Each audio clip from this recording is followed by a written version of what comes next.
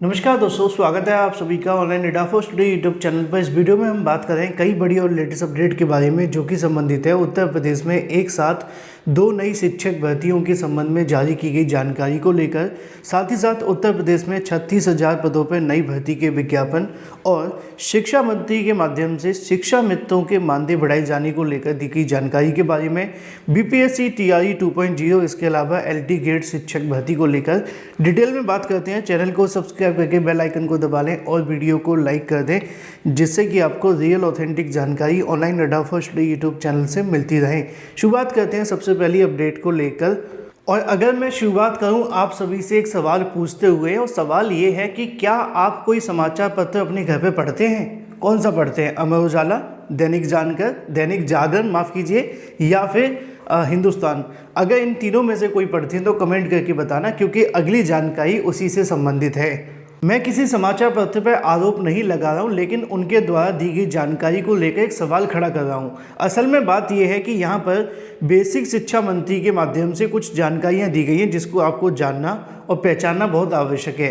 Basic शिक्षा मंत्री के माध्यम से कल की तारीख में विधानसभा में जानकारी दी जाती है, और उसी जानकारी को आज के न्यूज़पेपर के माध्यम से लिख करके बताया गया है।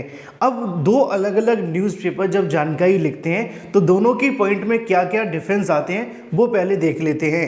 असल में बेसिक शिक्षा मंत्री से सपा के एक मंत्री ने, जिनका नाम आपको मैं आगे बता दूंगा, अखबार में लिखा हुआ है, उन्होंने सवाल किया था और उसका जवाब देते हुए बेसिक शिक्षा मंत्री क्या कहते हैं सुनिए।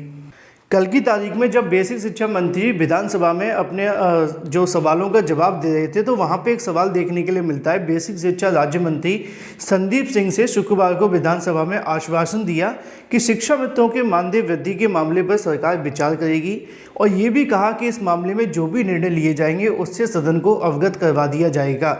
बेसिक शिक्षा मंत्री की अगर बात की जाए, सपा के डॉक्टर भान सिंह यादव ने इस सवाल को शिक्षा मित्रों के मानदेय बढ़ाए जाने के संबंध में जवाब मांगा था, जिसके जवाब में बेसिक शिक्षा मंत्री ने क्या कहा वो आप सभी के सामने है। और ये जो न्यूज़पेपर की कटिंग आप सभी के सामने है वो हिंदुस्तान न्यूज़पेपर के माध्यम से लिख करके बताया गया है। अब दूसरा है, अगर एक और न्यूज़पेपर आप खोल करके देखें आज ही की तारीख का, सेम सवाल का सेम जवाब, तो यहाँ पे आपको देखने के लिए मिलेगा अमर उजाला। इसमें क्या लिखा हुआ है कि शिक्षा मित्रों के मानदेय वृद्धि पर कोई विचार नहीं, ऐसा कहना है संदीप सिंह का। एक समाचार पत्र में लिखा हुआ है कि शिक्षा मित्रों के मानदेय पर बढ़ोतरी की जाएगी, और एक में लिखा हुआ है कि शिक्षा मित्रों के मानदेय वृद्धि पर कोई विचार नहीं है। ये दोनों ही न्यूज़पेपर आज के हैं और दोनों ही लखनऊ एडिशन के हैं। आप ऑफिशियल वेबसाइट पे दोनों को जाकर चेक कर सकते हैं। इसमें भी वही बातें लिखी हैं कि विधानसभा परिषद के शुक्रवार सभा के डॉक्टर मान सिंह यादव के सवाल का जवाब देते हुए बेसिक शिक्षा राज्य मंत्री संदीप सिंह ने कहा कि वर्तमान में शिक्षा मित्रों को मानदेय बढ़ाने का कोई प्रस्ताव विचाराधीन नहीं है। इस पर पीठ ने कहा कि सरकार सदस्यों की इच्छा को देखते हुए इस मामले को लेकर निर्णय लेगी, लेकिन फिलहाल कोई विचार इससे संबंधित नहीं है। लेकिन चूंकि आप जानते हैं, जब सरकार ने पहले ही कह दिया कि ऐसा कोई विचार नहीं है, तो इस समाचार पत्र के अंदर ये लिख देना कि शिक्षा मित्रों का मानदेय बढ़ेगा। ये शिक्षा मित्रों के साथ साथ लाखों उन लोगों के साथ धोखा है जो न्यूज़पेपर पर भरोसा करके अपनी कहीं न कहीं चीज़ों को यहाँ पे सरकार के सामने उम्मीदें लगा करके बैठ जाते हैं, फिर उनको झटका लगता है।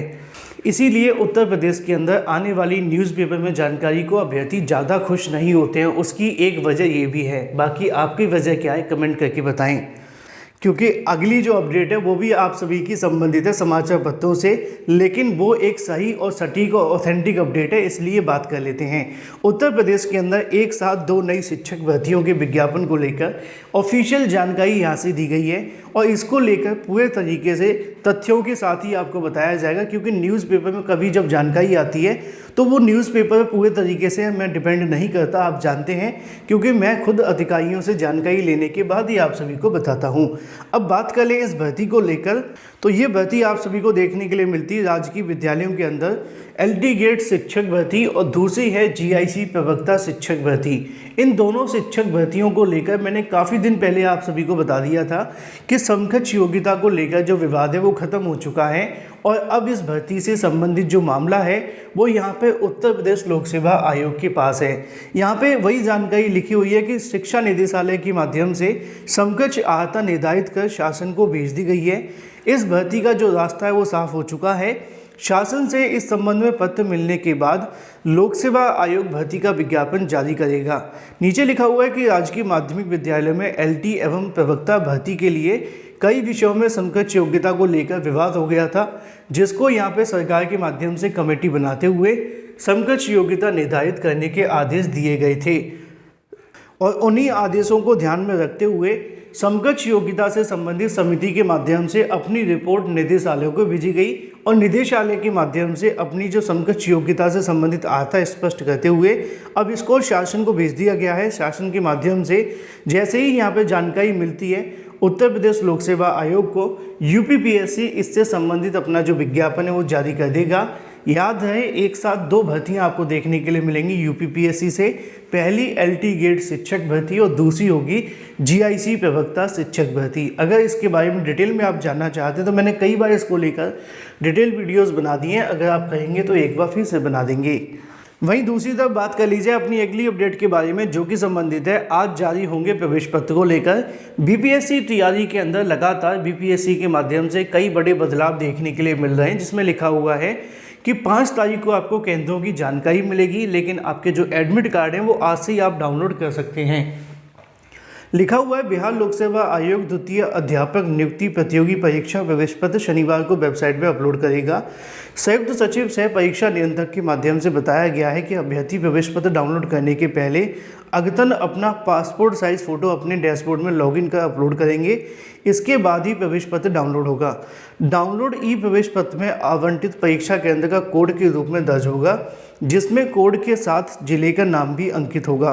कक्षा 6 से लेकर अगर बात की जाए 8 और 9 से लेकर 10 से संबंधित वैसे अभ्यर्थी जिन्होंने सामाजिक विज्ञान या विषय का चयन किया है वे ऐसे विषय भूगोल, इतिहास, अर्थशास्त्र, राजनीति शास्त्र में से किसी 2 विषयों का चुनाव करेंगे, जिसमें से एक विषय आप सभी को चुनना होगा इतिहास या भूगोल में से, जो कि अनिवार्य होगा और उसके बाद ही आप सभी अपना एडमिट कार्ड डाउनलोड कर पाएंगे।